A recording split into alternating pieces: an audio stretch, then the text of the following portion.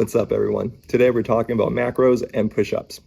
Your macronutrients are your protein, carbs, and fats. The three of them bring in calories every time you eat them. So when we think about our calorie balance or the energetic balance, all the macros that you eat every day, that makes the whole portion of the calories into your body. So it's good to have a decent understanding of them. So let's go over them real quick. Your proteins bring in 4 calories per gram that you eat. 1 gram of protein, 4 calories. Same thing with carbs. 1 gram of carb brings in 4 calories into your body. 1 gram of fat, whether it's healthy or unhealthy fats, brings in 9 calories.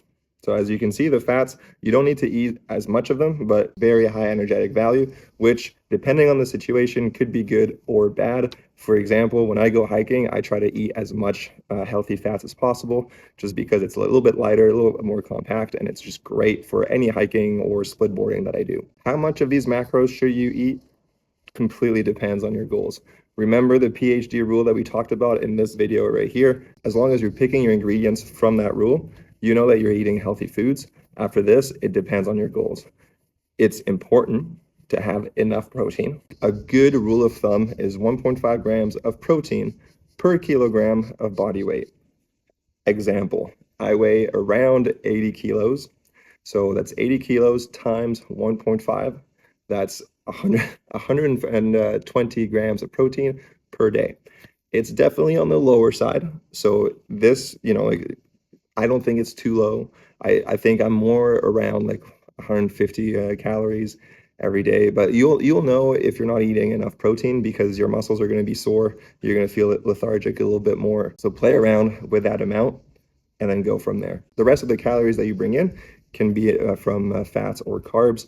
A good rule of thumb is 1 gram of fat per kilogram of body weight. So I need to eat around 80 grams of fats every day, and then the rest can be carbs. And as we all know, carbs are the delicious, fun foods. This is the easy approach to macros, and in later videos, we'll take each of them individually and talk a little bit more in depth about them.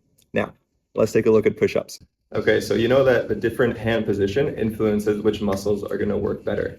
Usually, having your elbow right around here, kind of like at a 45-degree away from your body, is gonna be more pec dominant. Having your elbows in close to your body when you do the push-up, it's gonna be more tricep dominant.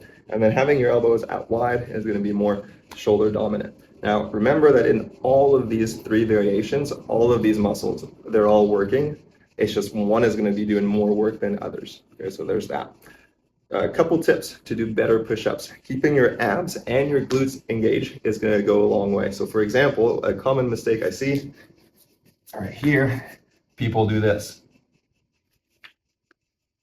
Right here. You need to keep your glutes tight and your abs engaged. So you can think about tucking your pubic bone towards your chest a little bit. Right here. So in this position, this is a plank, you should feel your abs, and you're gonna go down and then come back up. This is valid for kneeling push-ups as well.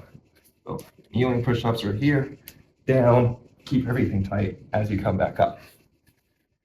If kneeling push-ups are too easy and then full push-ups are too hard, you can do the zombie push-ups. So you're going to come down in a full push-up right here, and then put your knees on the ground to come back up.